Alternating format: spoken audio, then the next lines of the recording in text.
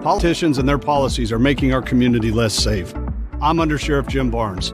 After working in the Sacramento Sheriff's Office for 24 years, there's one thing I know. This job is not for politicians. I've been twice named Employee of the Year for my work in homicide and sexual assault investigations. Law enforcement is what I know. I'm supported by the men and women who fight on the front lines to keep you safe every day. I'd be honored to receive your vote and serve as your next sheriff. We in here, yeah, we in here, cause we been here. We in here, yeah, we in here, cause we been here. Yeah, we in here, cause we came here, rid of us now. We in here, yeah, we in here, cause we came here, rid of us now. And you know that we won't ever go, so you do what you want. We in here for life, life, life, life, life. That's it. Well, happy Monday and welcome to another episode of Black versus the Board of Education. My name is Miss Laureen and the crew is here. But before they introduce themselves today, we are going to be connecting the dots. A lot of times we know how our community feels when it comes to law enforcement. You have polarizing views on either side. And I believe in order to actually function in society, we're going to have to talk. And we're going to have to get an understanding, and we're going to have to let people know where we're coming from. So we're going to do that, and we're going to wait for Undersheriff Jim Barnes to join us. He was having some audio technical difficulties, but hopefully we can get that straightened out and he can pop in. But while we're waiting for him, why don't we go to my co-host? Let me get my cell phone up out the way and let my co-hosts introduce themselves. We will go on the order in the screen, starting with you, Miss Melissa.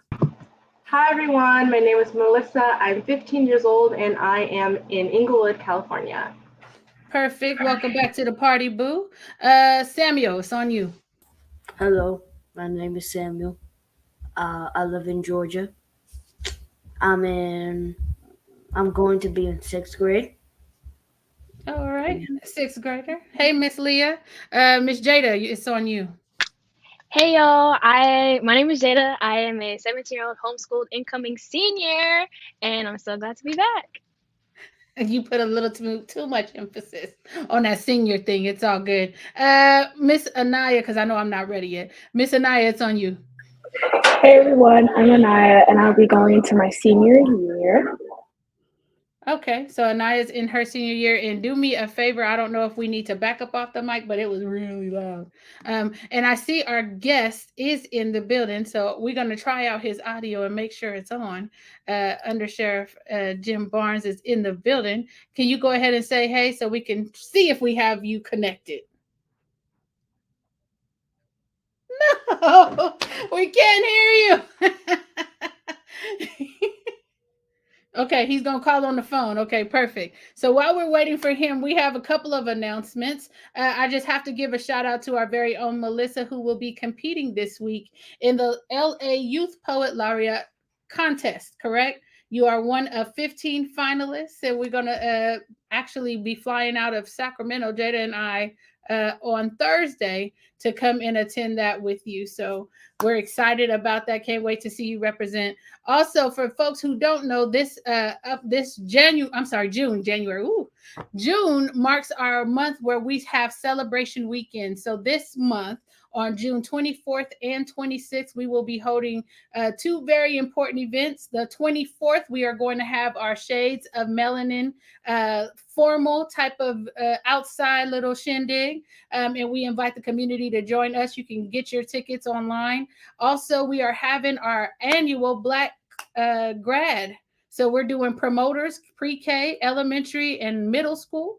We're also doing our graduates, our high school graduates, and our college. Once again, you can get your tickets. They are available right now via our website. And we're going to see if we can get Undersheriff Barnes in here so we can hear him. So try it again. Let me hear you. Oh, I hear you laughing. Can you hear me now? Yes, we can hear you. Sorry, I had to switch to my phone. I figured I'm done trying to figure the computer out, so I hope this works. Yes, it's working, and we welcome you to this space. Why don't you go ahead and take a moment to introduce yourselves for folks who don't know you? Go ahead and introduce yourself to the community and say, hey. Hey, no, I want to say thank you. Number one, allow me to be here. I'm Jim Barnes. I'm currently the Undersheriff for the Sacramento County Sheriff's Office. And what that means, it's a long title, but it really means is I'm the number two in the organization for the entire Sheriff's Office. Been there for 24 years, and I've worked every level in the organization from entry level all the way to now to the number two. And I'm really excited to be part of the discussion. I know I was able to come through there with the candidate interview and just to see the, Miss Jada, I remember talking to you and the confidence in which you had. And so I'm excited to see you again. And I believe it was Sam, and I apologize. The names are small on my phone, so if I misspell it, that's why if I lean in, it's just because I'm trying to see it. But I believe I saw Sam when we did the candidate interview also. But I enjoy talking to the youth because that's our future, and so I'm happy to be part of the discussion. Just really humbled that you allowed me to come back. So thank you. Oh, it's our pleasure, and I know that our students are kind of excited to get the episode going. So there's a lot of talk in our community, especially the Black community, and their mistrust for police. And so I'm wondering, being that you're trying to assume the number one position in the sheriff's department, here in Sacramento, we know that the sheriff's department has been under a lot of scrutiny. And so what type of things are you trying to do to really change the trajectory if you feel that there needs to be a change in trajectory? What you're trying to do, running to occupy that front spot? No, that's a great question. And it's one I get asked a lot. And I think it's an important topic because if you think about where we are in law enforcement, I have a saying that says when the community's expectations change, we need to change, and we need to figure out what that is and how do we not compromise public safety. And one thing I take pride in is everybody has a voice. And, how do we get there? And inside the sheriff's office, not a lot of people know we have a youth services unit. We have a sheriff's activity league. We have a community relations unit. And we try and get out and engage our communities in non-law enforcement capacities. But there's still those negative interactions. And so that's what we have to constantly tackle. There are members of our community who support law enforcement, support the sheriff's office. And then there's those who don't because they've had bad encounters. And that's where it's my job is to get involved in how do we bridge those gaps. And that's what I'm excited about moving forward. Just for the group, since I've been obviously on the job as a commander in the North area, something that we were able to utilize and start is what we call community response teams. And it occurred to me that, if there's a violent crime in our community, as law enforcement, we respond. We will do our best to offer, render aid, get evidence, absolutely try and find out who's responsible and hold them accountable. But at the end of that call, we leave. And that family is still suffering from that trauma. And so this concept of community response teams, of having, when we show up, partner with community response teams so they can engage with the family to offer, wraparound services, meal services, and what we can do, that they can be the liaison with the sheriff's office and the family. And so we've been working on that for 3 years. We have a pilot program in our North area, and it's my goal to take it countywide. And that's kind of the start of saying this is something I've done proactively, but really my job as soon as day one will be sit down and let's all get to the table and figure out how do we fix this? How do we build that trust? And that's what I'm looking forward to moving forward. Melissa or Samuel, you see your hand. So you said that there are those gaps between people that dislike the sheriff office and people that support it. What is your plan to build bridges between those gaps and kind of reinstall trust into the police department in Sacramento? That is an excellent question. And I will tell you, the one thing I've learned in my journey as running for sheriff is, for me, I'm just Jim. I grew up in South Modesto, and unfortunately, when I get here right now, everybody sees me as the undersheriff, and it has a title. And so what I've learned in that journey is there's influence. And that influence is being able to utilize that position in a positive way to get community leaders and community youth who are engaged to say, this is how we want to see policing moving forward. But there's really also an educational component I think we need to do in law enforcement. We're very reactive. A complaint will come in or a concern will come in from a community member, and we will start explaining it away. And a lot of people will walk away and go, okay, we understand. And I think we can do better on that on the front end of an education component of what we do, why we do what we do. And I'm excited about that. And we actually just started, it was about 7 weeks ago now, as a community academy. So we invite members of our community into the law enforcement world of what we do, and we learn from each other. And I'm looking to how do we do that with a youth kind of community academy as well? Because I'll tell you, my goal, every chance I get talking to all of you, if I could hire you someday in the sheriff's office, I would love that, because we need that help moving forward. And so, Sam, it's a great question, but it's an ongoing challenge for me, is finding ways of how do I get the gap? How do we bridge that gap? But I got to be able to hear the voices and be willing to listen to what needs to change. And I hear a little bit of feedback. I don't know where that's coming from, but as you were talking, Under Sheriff Barnes, it started staticking. So I don't know if it's somebody's calling your phone or something. I'm not really sure what's going on, but we'll monitor that. Yeah, it was text messages, so I apologize. It's a busy time for me right now. Understood. The primary is tomorrow, so I Yes. understand it's a very busy time. Melissa, did you have a question or? Yeah, We'll I come have a back. question. And it's bouncing off of what Sam was saying about the distrust and the gaps between different parts of the community. And my question is, do you think that those negative thoughts and opinions based on, are those negative thoughts and opinions, are they justified when it comes to law enforcement? Like, I know that they can have their own, everyone has biases. So do you think that those are justified, those thoughts and opinions? Well, I look at it this way. We're all human beings. And, we have human beings providing that service. And if someone in the community feels that there is mistrust, all I would ever ask for is, how do we build that? One of the, I guess, challenges I've been kind of pushing back in some of these conversations. And I challenge all of you, what conversations are you having in your own household? And what is being, and if there's a misunderstanding, how do we bridge that gap? If it's a ride along, if it's coming, we do these academies, that's it. But I will never question anybody's mindset on the fact that they feel that they've had a negative interaction, and or if it's justified. That is their opinion. And my job would be is, how do we fix it? And I always say, I want to find a group of individuals. When we start, we will hopefully win tomorrow. Moving forward is link arms, and how do we fix it? Because we can talk about the challenges in the past, but we'll never get down the road if all we do is stare in that rearview mirror. You got to take a peek every now and then to kind of remind ourselves, hey, this is a bad time we went through. Or when we've linked arms and a bad incident happens in our region or in the nation, we can't look at each other and go, see, nothing's changed. We have to say, no, we're going to be part of this change. And that's what I'm excited about. And that's how I've been able to build those relationships with communities, is my commitment, because I show up. And when I say I'm going to follow through, I follow through. And that's really is offering those spaces. And in my mindset is hear those tough conversations, because I don't have lived experience. So I can't speak from it. And so when I say that is here, let me hear you, and then let me help in whatever way I can to help build those bridges. But let's stay committed to fixing this and not take that pause and say nothing has changed. But that's going to take trust in me showing up every day.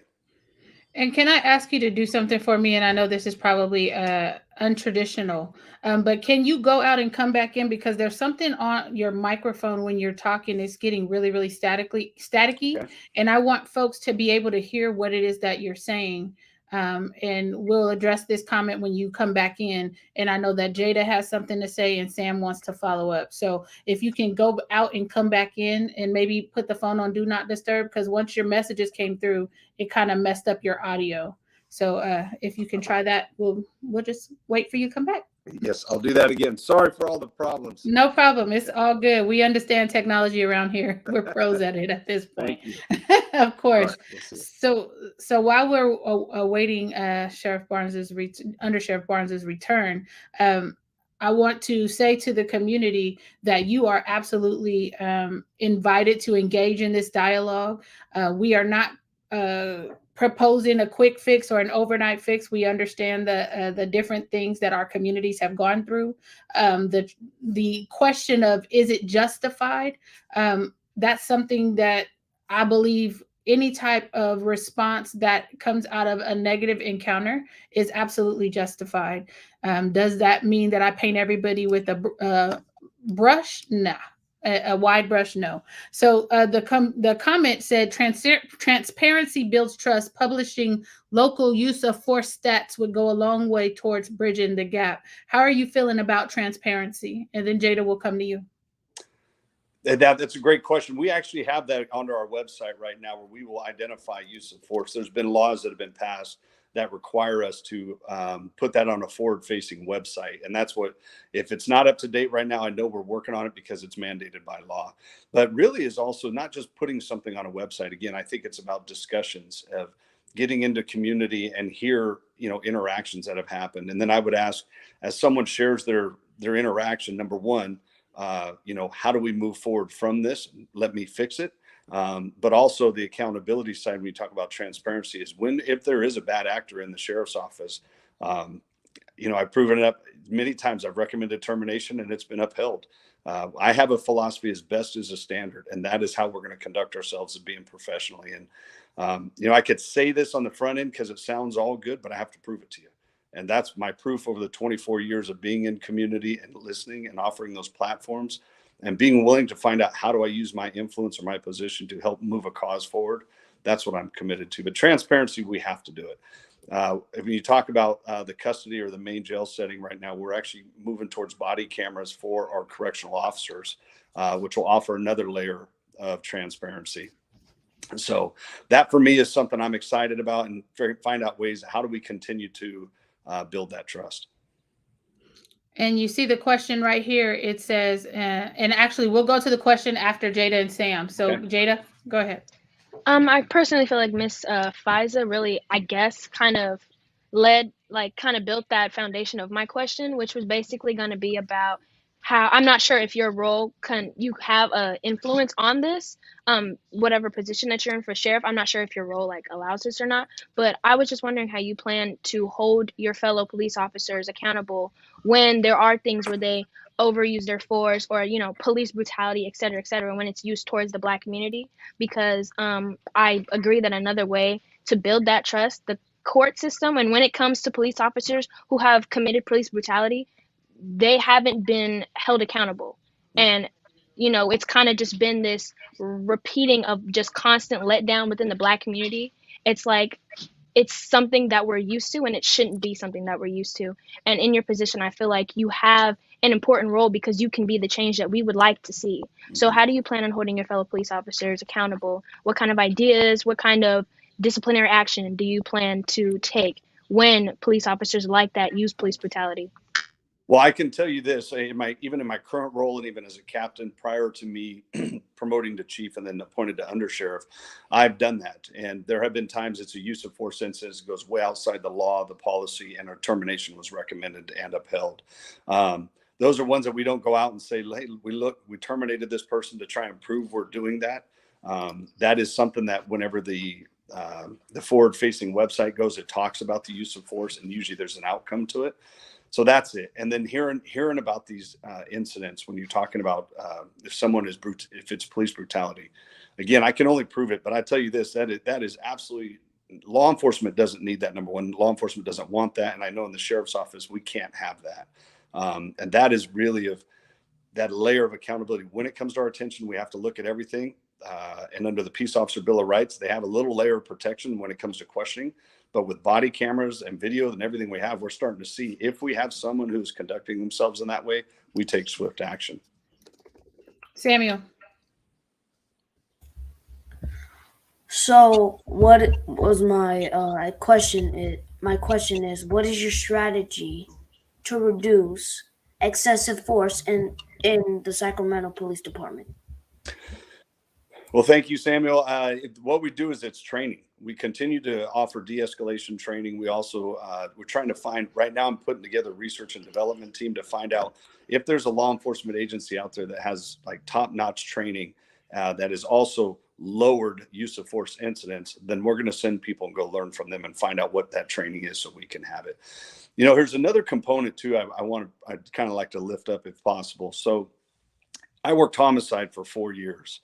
And I saw a lot of death and destruction, over 300 to be exactly. And I did more death notifications than I ever care to admit. And I watched families torn apart. And I will tell you, I went to the darkest places of my life because I couldn't shut the movie reel off of the scenes that I saw. And I got to a point, my wife saved my life because she actually said, contemplated suicide. It was an option because there was no way I could shut my mind off at night. And so she talked me into going and get help, and I did. And I have a saying now, everybody hears me and they laugh because I have a sign over my door that says, get your mind right. because I went and got the help that I needed. I got my faith in line. But it also put on a light bulb in my head was how many other officers are going under stress, maybe taking it home, having stress coming from home into the job. And so when you interact and you say, give me your, can I see your ID? No. And instead of just saying, please, it turns into a cuss word or turns something that might escalate that up. So I've actually looking into statistics right now in our agency about who has been on calls for service. Those ones, we have a tracking system internally that will track if someone is now rising on the level. Let's say they now have 10 complaints of discourteous treatment, neglect, or whatever it may be. We're starting to look at that individual and find out what is it. Is it something that they're carrying that's causing them to work out of frustration? Or, and in that measuring stick, is it someone that's just their bad behavior? And we're going to address those. But I only bring that up not as a woe is me or pity me, but it's something I experienced, and being able to talk about that to the members of the organization and share that so they can maybe come forward and get the help so their life does not unravel and they don't bring those frustrations that they're going through to work every day. Because that I think is also an indicator of some use of force incidents. Yeah, and I don't know what happened to your audio, but right in the middle of your sentence, it started crackling again. But I want to go to these. The question in the chat, it says, prior to this campaign, how active have you been within the community? That's a great question. That has been my pride ever since I started the job. I mean, as a young officer, we would find ways to connect to the community. As I was able to elevate, I was able to engage more. As a commander in the South Patrol, let's say 2015, we did a community youth art project, and we actually reposted that on my campaign website because I wanted to prove I'm not just active in the community because I'm running for sheriff. This is something long before I decided to run for sheriff that I was doing. And we had a community youth art project where it was a big old storage. Imagine a big shipping container that you see coming off of a shipping, like an ocean liner. And it did not look pretty at all. And so what we did, because we had to store property in it, it was an eyesore in our parking lot. And so I gave a vision. I said, hey, I'd love to do a community youth, some sort of an art project, a mural. I had officers who loved to do it. And I gave them the space to run and go do it. They got someone for the Sojourner Truth Museum, and we did a paint by number. So I didn't even mess it up. And it ended up working out good, but it was a sense of community, and we had a lot of at-risk teens. And there was an individual there he said, hey, I'd been on parole most of my life and I'm not now, but I would never in my wildest dreams think I'd be standing next to an officer with a paintbrush. And so it's actions like that. It's times me as a commander in the branch jail, even in the North area, when we started the community response teams and violence intervention teams, having the tough conversations after George Floyd.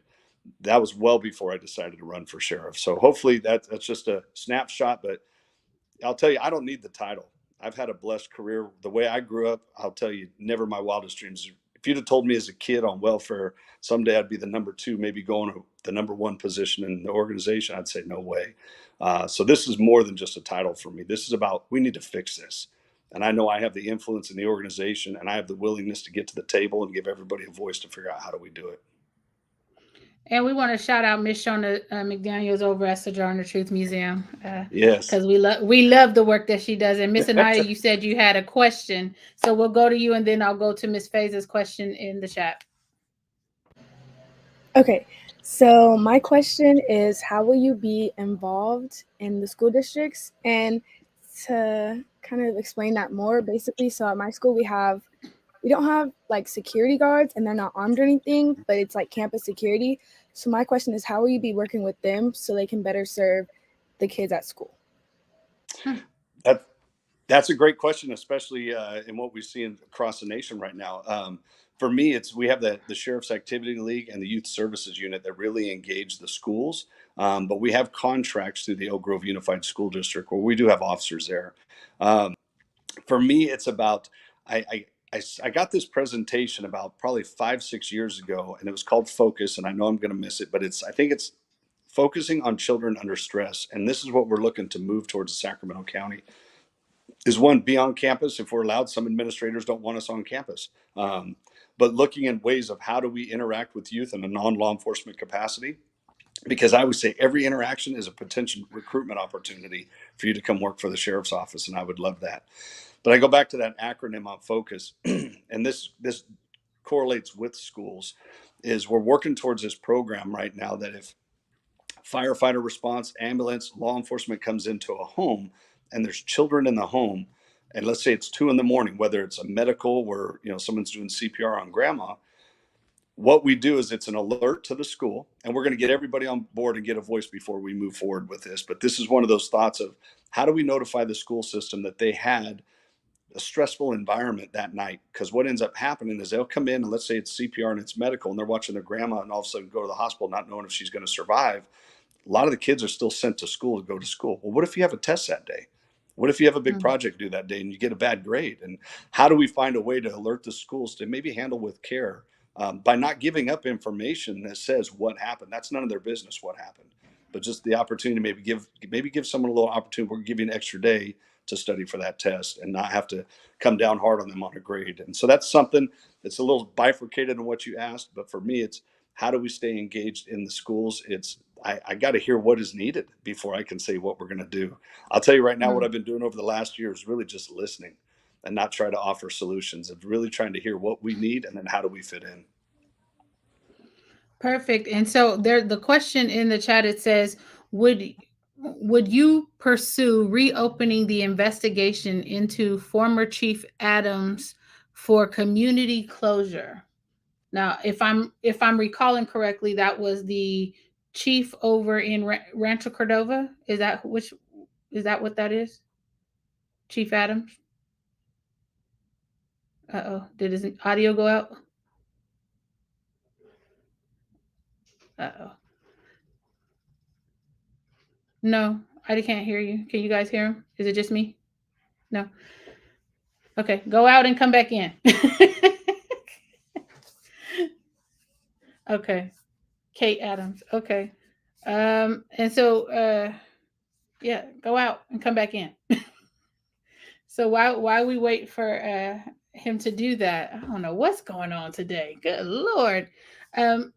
What did you guys think about that idea of alerting the schools to the potential stress that a child may have suffered the night before? Are you on board with that, or do you think it's crazy, Samuel? What do you think? I think it's a fair argument. I think it is it prioritizes mental health rather than just, hey, you got school, you got a test, you better do it, or you're not gonna, or you got to do it later. Like, it prioritizes more of the student's health more than the school's GPA, student's GPA or attendance.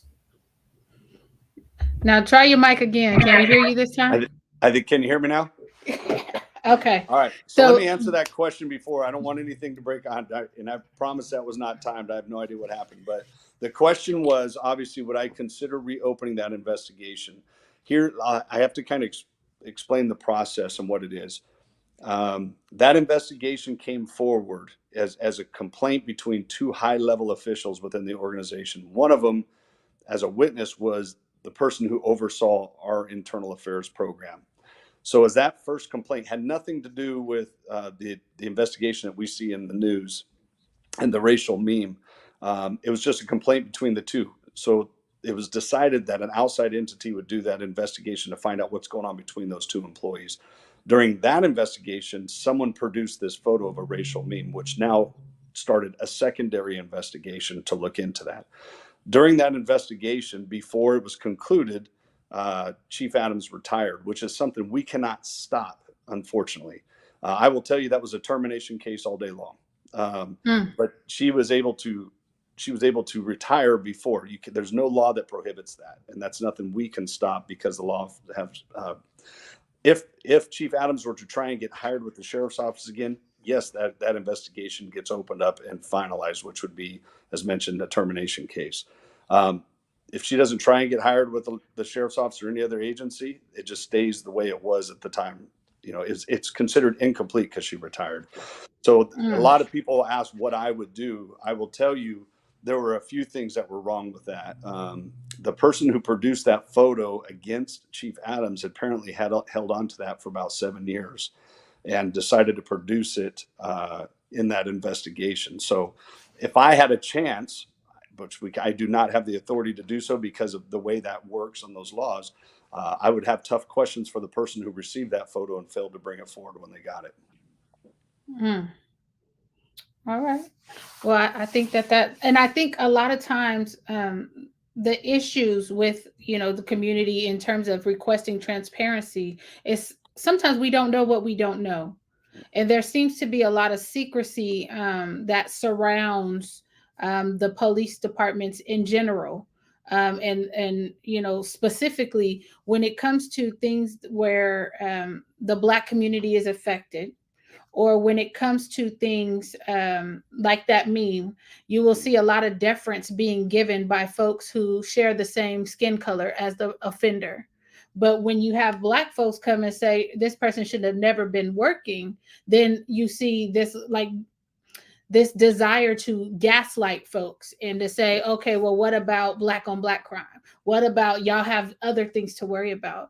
And so when I heard you say that sometimes we have to stop looking in the rearview mirror and kind of move forward, what I think about is all of the different incidents that happen that are just like the ones that people are telling us to get over or to not look back at.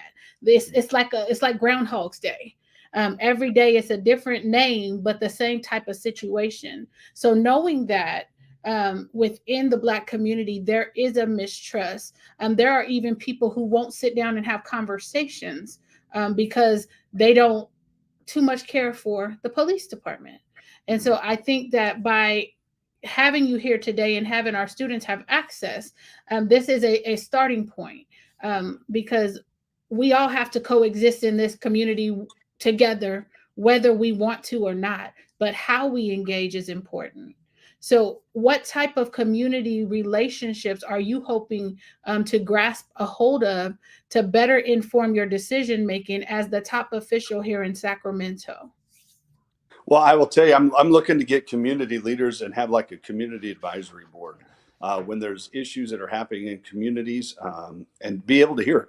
What would be the best step moving forward, going forward, not just the only decision. What happened? Start.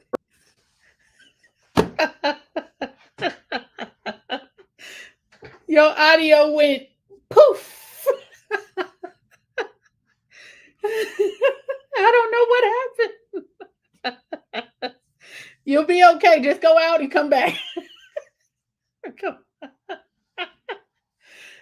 I mean, I felt like he was really leading up to that, that climactic answer, and he was really getting there. And then I don't know what happened. The phone is hating, or somebody don't want him to talk to us. It's all good. He'll be back. Oh, good gracious. I don't know if it's like Zoom where they can call in from their phone. I don't think we have that option, but he's back. So let's try that again. I'm not hearing you now. We can hear you. Oh, Lord. How about now? No? So let me see. I don't know. But we hear you. So while he's trying to get his audio up, y'all talk to me. What are you thinking? I wanted to add something. The first time that he dropped out, when we were talking about what we think about students being able to be prioritized and given a day off if something happens and it's related to like law enforcement. I think that not only prioritizes mental health in students, like Sam said, but it can also help support like the Black community and students who may not have another caretaker in the home or someone or not have a support system. Like how he was saying, if you are living with your grandma or something like that, and something happens in the middle of the night and you're alone, having someone else to come in and tell you, it's okay, you can take a day off, that kind of takes a load off of students, and could be especially those Black students who don't have another caretaker or don't have another support system. So can you hear us? I can. I'm going to say, can I make a request next go around? Can we be in person? Absolutely. You come see us. Absolutely. No problem. So what were we talking about? Because I felt like you were getting to an answer and then you disappeared. I think you'd mentioned about what community, how would I go without just making a sole decision maker? And that for me is having a community advisory board set with community leaders and being able to hear it. I will tell you this too, is trying to identify the right community leaders who are in it for the right reasons and not for, I don't want to say self-fulfilling, but I've learned that over my career. There's some people that want maybe be there, but they're not willing to put in the work. And, we'll leave the names out of it, but I need the right community leaders that'll be willing to tell me exactly what I need to hear and not what I want to hear because they think I will keep them close. We got to have those tough conversations. I have to hear it. I'm willing to take whatever it is and move forward. And so that's the big one is I can't do this alone. Well, I'm glad that you can recognize that because again, we all have to coexist together. Samuel? Okay, so my question was, what brought you in, and why did you want to enter the law enforcement field? That's a great question. I never wanted to be in law enforcement. When I was a kid, and I said it in the candidate interview, my dad, I grew up in a domestic violence household, and my dad took his bad days on my mom, my brother, and I. And my mom was smart, got us out of that environment, and that's where we were on welfare for a while until she got on her feet. And so I was able to navigate life, but my mom put me through athletics. That's what I excelled in football. And I had good mentors that got me to Sacramento to play football at Sacramento State. And when I was done, I didn't know what I was going to do. I had a friend who worked at probation, so I tried the probation officer route. And then I had another friend come in and ask me if I wanted to work for the sheriff's office. And I was like, no, my dad ran from the law. There was nobody in my family that was in law enforcement. And so for me, I went on a ride along, and that's when I got hooked, is being able to see that sense of service in the community and protection. It felt like a calling to me more than a job. And so I would say, here I am 24 years later. It looks like it was like a blink of an eye. I remember the day I started, January 5th, 1998, I started the academy, and it seems just like yesterday. But I look back and, it's not about me. It's about my purpose and what can I do while I'm here to move things forward. And you have a question in the chat, and Miss Janine says, I want to know why Caucasian protesters are deemed as peaceful and people of color are not. And I don't know what that means, people of color. I'm not sure what that means, but I guess everybody non-white. No, I hear you. I think that's a broad question. But when you talk about what we saw downtown, I say peaceful protesting and people that are angry, screaming, yelling, everything, that's fine. When you start vandalizing and breaking things and setting things on fire, that's no longer peaceful. So to identify who was peaceful, who was not peaceful, because we had a lot of peaceful demonstrations that I heard anger, and rightfully so. And for me, that's what I identify, peaceful versus non-peaceful. It doesn't matter who's doing it. It's just, if you're breaking up buildings and you're trying to break windows and set them on fire, that is not a peaceful protest. And I think that question kind of leads into something else. So a lot of times when we talk about police brutality or we talk about the things that we're seeing happen in our communities, a lot of times it seems like officers know how to treat people who look like them. The only issue they tend to have is when people who look like me. So I'm trying to understand, and I think that's where this question is going, is there doesn't seem to be a lot of required training for officers to interact with white folks. It's just when they interact with Black folks that they tend to do a lot more, and their patience is a lot thinner and their trigger finger is a lot quicker. At least that is the perception that one gets based on everything we see constantly in the news media and on social media. So when you are dealing with communities like that, who have this mistrust or this disdain for the law enforcement community, and it seems like anytime things are brought up that may be uncomfortable, we get gaslit about that.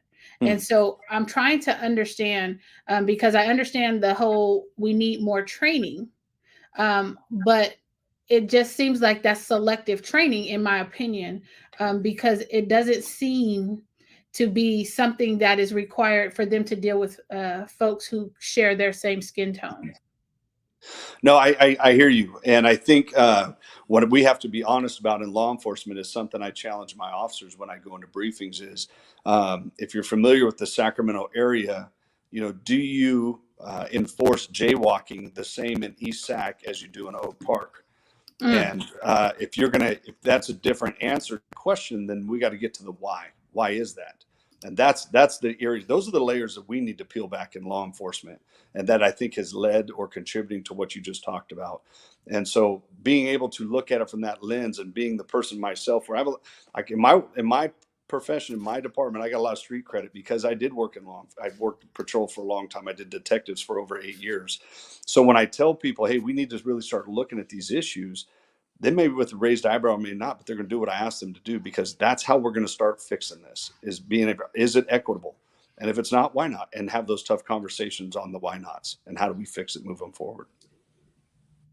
And this might be a question that gets me in trouble, but I want you to explain to me, what is the difference between you and your opponent? Oh, I would say the difference between me and my opponent is, he did policing 30 years ago. And I think policing back in the 90s during the tough on crime bills and what we just described as people going into homes and taking people to go away to prison is what we're dealing with now, because those young kids who saw that are now parents and having kids. And my opponent, yeah, he was in policing, but he went to the Capitol, has now turned into being a politician. And he seems to change or sway the way he votes, and it's not in line with always public safety, and that bothers me. When you look at the communities we have and the inflation we have, and I'm just going to touch on just one simple voting record. The gas prices right now are absolutely out of control right now, and he failed to even cast a vote on giving relief on the gas tax. And and I'll say that politicians get up there and scream about people in underserved communities and how there's this injustice. But here we have it right now, where we have day laborers not knowing if they can feed their family or put gas in their gas tanks to do their job for the day. And where's the outcry for that? And so for me, the difference between the two of us is he turned into a politician, and I've been a protector, and I've always been that way. And I don't let the influence of a certain, whatever party it might be, make my decision making. It's about, we need to make changes in our communities, and having the right person who's willing to listen and come to the table and give everybody a voice, and being able to have the influence in the organization to move that needle that way. Now, look, we may never, in my time as sheriff, may never see that change that we really want. But if we can move that needle and start moving in the right direction, the people who come in behind me, coming behind all of you, they're going to be thankful we made these decisions. And so for me, that's the biggest decision. And I ask, if you really want to know, Google both of us, and you will see the difference between the two of us. And so that's why I do it. I don't, he's a human being. He's trying to win sheriff, and I'll never get in his way. But I look at it this way. I know why I'm doing it, and I don't need the title. I'm doing it for the right reasons, to have these discussions and hear from all of you how we move this forward. Now you're making me make a whole lot of faces, and so stop. Miss Janine asks in the chat, what grade would you give the sheriff's department in this current climate? And then after you answer this, Anaya is going to take it away. Okay, so I will tell you this. The effort of the people in the sheriff's department, we're ready for that change. So I'm going to give you a grade that's going to be absolutely probably not agreed with. But I would say I look at us as a B+. And I say B+ because we have the amazing people showing up every day wanting to do the job. We get to that A and A+ effort when we start making some of these fundamental shifts that we're talking about right now.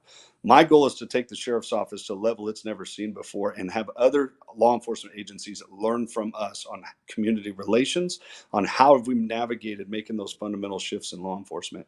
I'm confident we're going to get there, because this is what I'm here to do. It feels right. I mean, I feel my faith is right. And I feel like once we can get to the table, learn these issues, and moving forward, the grade letter to me is not always anything, because we always have to improve. But I love the people who show up every day to do this work, that put their lives in dangers for all of us. That means something to me. So I give a high level of a grade on that, because they're willing to do it. When it comes to what changes we need, that's when we move it to the A and A+ category. Okay. Miss Anaya. So I'm sure we've all heard of, I guess, the question of, if you were to move like law enforcement into Black communities, because we know like there is a lot of distrust between Black communities and the law enforcement. So do you think that if you were to move the law enforcement to be more active in Black communities, do you think that is more so a fear tactic or a tactic to build relationships between the Black community and law enforcement? That's a great question. If you think of moving law enforcement into communities of color, we have to look at how we're doing it, because I'll tell you right now, how we're doing now is not working. And so let's say there's an increase in violent crime in, let's just say, a neighborhood and you live in. The current model, or had been in the past, was you put more officers in that area. You find people if they're on probation, parole, you stop them, you search them, but you also find these people that might be driving through, working their tails off for their families, that has a busted tail light that gets stopped not only once, twice, 3 and 4 times, and we start upsetting our communities. So being innovative on the new approaches to crime. So I would encourage you all to do research. Look at Dallas PD and Chief Eddie Garcia. So we have a mutual friend, and when he left San Jose PD, he went to Dallas PD. And when he went, him and I were talking about what we were trying to do in the North area, about how do we utilize a university, maybe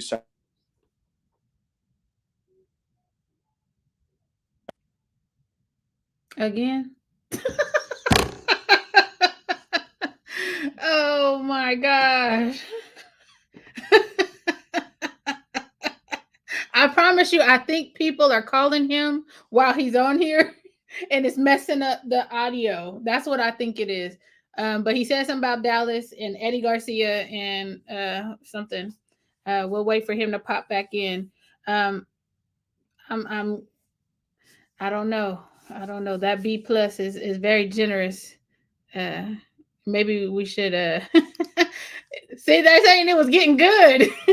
Man, I was excited. I was on a roll. Somebody hit the commercial button on me. Oh, so you were talking about Dallas PD, yes. Eddie Garcia, and y'all Eddie talking Garcia. about what you wanted to do in the North area. Take it from there. We were moving in the North areas the same way as we utilize crime stats. So what he did is I think he went with the University of Texas, and they looked at all of Dallas and they put it in small grids. They found out what were the highest calls for service, and most of them were like apartment buildings. And so when I talked about using community-based organizations and faith-based organizations to help some of the issues we're having before we even get involved, that is the biggest issue for me. So he did that. They said apartment complexes were there. He brought in Department of Health Services, help people with welfare, whatever they need. They put all the services in the door first, and law enforcement was the last one through the door. And so while crime was going up and all across the country, Dallas, it went down. And I remember when they published him in New York Times, I called Eddie. I said, "You did it. You figured it out." And he's all, that was a great idea. So I'm going to take that model, because he actually utilized a university that was broader than what I was thinking. I was thinking more of using our internal analytics. But to be able to use that, and if we have a high crime area, what other county partners, community-based organizations, and faith-based organizations can we really come together at a table and go, how do we fix this issue in this area? Let everybody that does a brilliant work get to work first. And then if it's too dangerous or where we need to get involved, that's when we come in. But we should not be the first one through the door all the time. Melissa, and then Sam. Okay, so I wanted to go back to something you said about mental health, and from your own experiences with mental health, given the law enforcement position, how do you want to help improve mental health within police and law enforcement, knowing how important it is based on your experiences? And even if that isn't something that you can do in your position, what would you like to see happen? Well, what we are doing when it comes to the sheriff's office is we just contracted not only with a community chaplain, but we got our own dedicated psychologist for the department.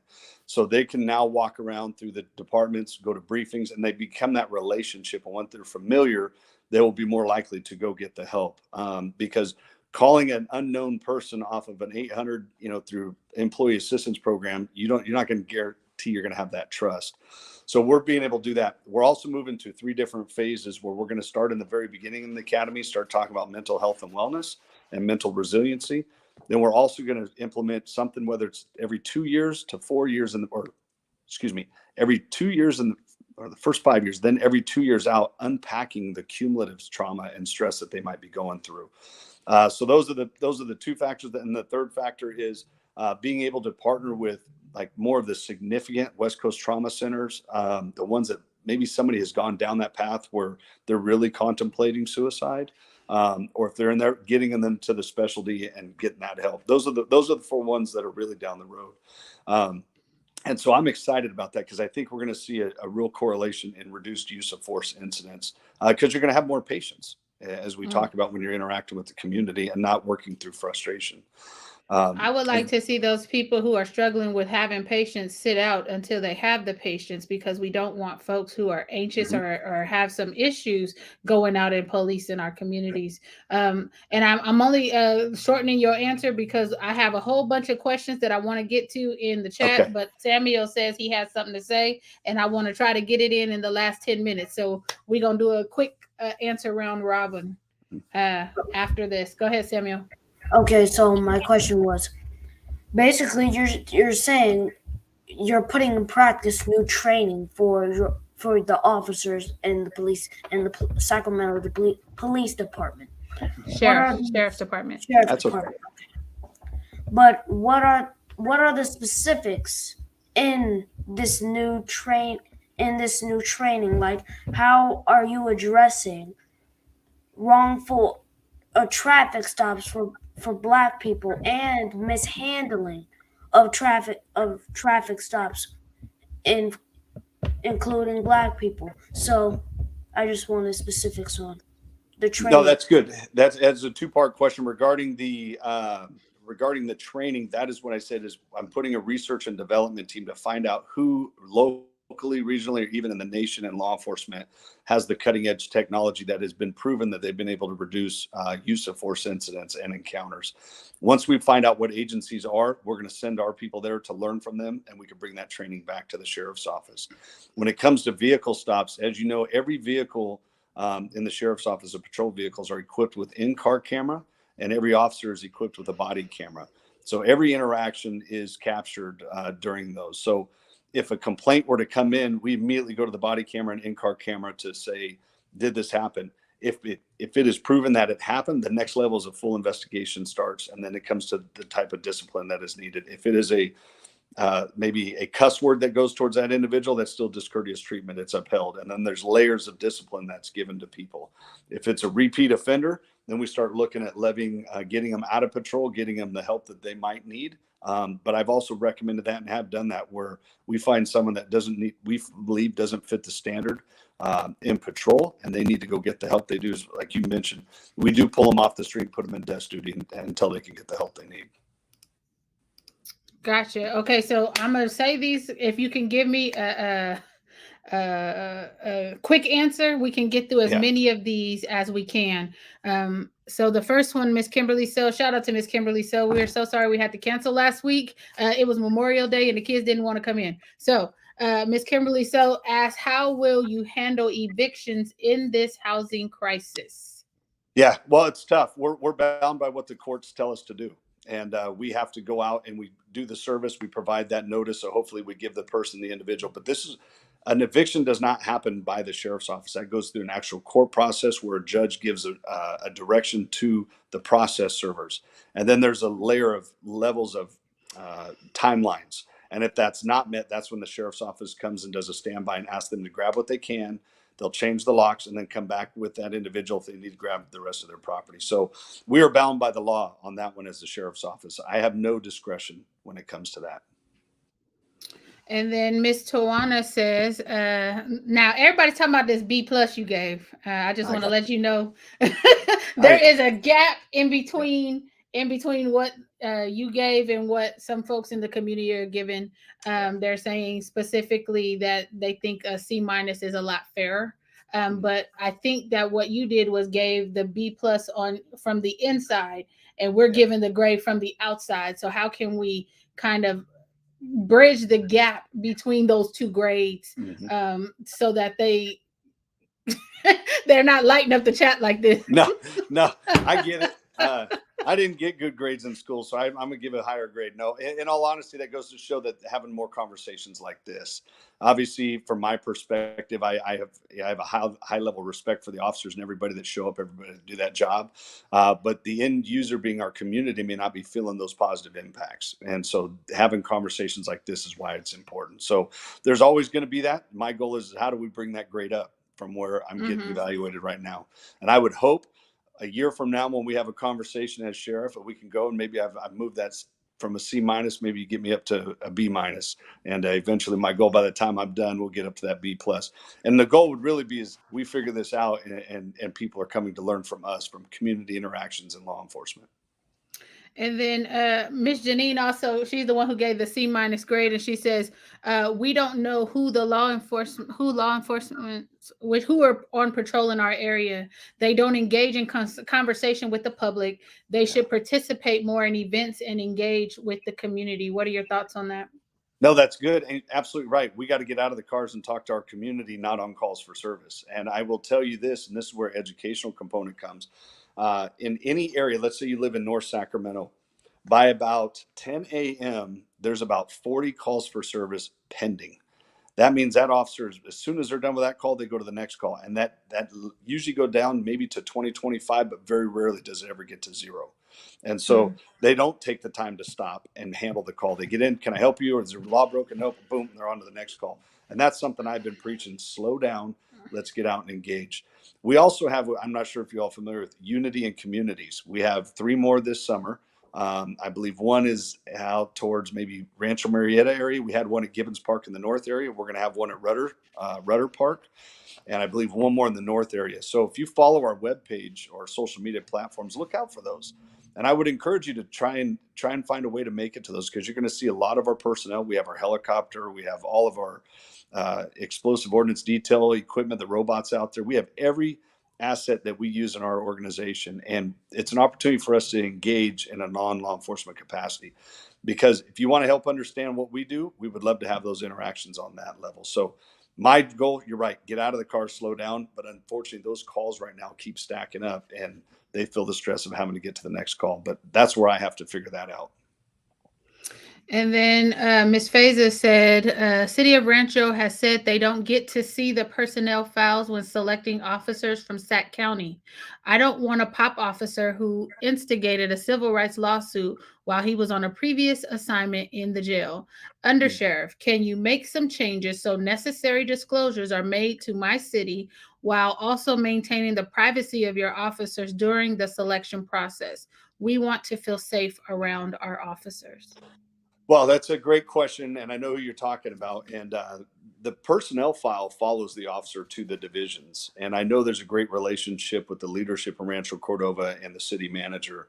So those conversations can happen about an employee. But I will tell you, Rancho Cordova, they get to hand select all of their officers, where the rest of the county, north area, south area, or even the east, kind of the Rancho Cordova, but more towards the Bradshaw area, they go based off seniority. So they get to select if they want better days off, they get to move, and we can't prevent that because that's a seniority base. Rancho Cordova gets to handpick. That individual, as you know, was recommended for termination. It was upheld. That person went to arbitration, which was by a hearing officer, which is equivalent to a judge. Both sides went and presented the case, and that hearing officer, who's away from the sheriff's office, made the decision and said the county had to hire that individual back. And so when they make that decision, now what do I do as a leaders? We have a tough conversation with that individual and said, here's the level of expectations. We need to make sure we uphold those moving forward. And any misconduct, again, will be dealt with swiftly, just as it was on that one. And, we are running out on our time together. We absolutely appreciate you for coming in. But I wanted to say at least one thing, and might delve into a couple. But you mentioned at the top that you want folks to come in and see what the sheriff office is about. You said whether it's ride-alongs or coming in and having discussions at whatever events that it is that you all are holding. What I would do on the flip side, what I would suggest is that some of your officers start coming to some of these community events without their uniform and getting to know the folks in the community. They can come on a ride along with me. I'd love to take them to one of the school districts with me, because I think that there's this thing where folks want us to understand and sympathize with what law enforcement goes through. And I'm not discounting that. I believe that, mentally and physically you all go through a lot, but the stress that some of your officers take out on the community, that has to be acknowledged as well. And so I invite y'all to come to our community events without your uniform and come and just immerse yourself in what's going on in community, because without that, it is one-sided when we're just coming to whatever the sheriff's department is proposing we come to. Look, You have, Ken, if I may, you have my yes. word. You have my word that you give me an event and we're going to show up to. Oh, I am so glad you said that. So listen, aside from Miss Melissa, I want everybody to send Melissa good thoughts and energy. She is competing this weekend for the LA Youth Poet Laureate in Los Angeles. We are flying out on Thursday to go support her. But Sheriff Barnes, we have Celebration Weekend coming up. Woo, woo, Okay. woo. Celebration Weekend is the 24th of June, our Shades of Melanin Soiree. That means y'all bring your browns, your creams, and whatever shade melanin you want to, and come join us for a scholarship fundraiser. We are raising money for our students, class of 2022 students who are going off to college. So we want all the participation that we can get. And then that Sunday, June 26th, will be our annual Black Grad celebration over here in Elk Grove at District 56. Tickets are available on our website, so make sure you pop in there and cop your tickets. So without further ado, we have run out of time for the day, so we are going to hit you with the wave. We ask that you join us next Monday right here on Facebook and YouTube, where our guest will be Dr. Elise Verscher from that recently resigned from West Campus here in Sacramento. So y'all go ahead and hit them with the wave. We'll see y'all next week. Take care. Sam.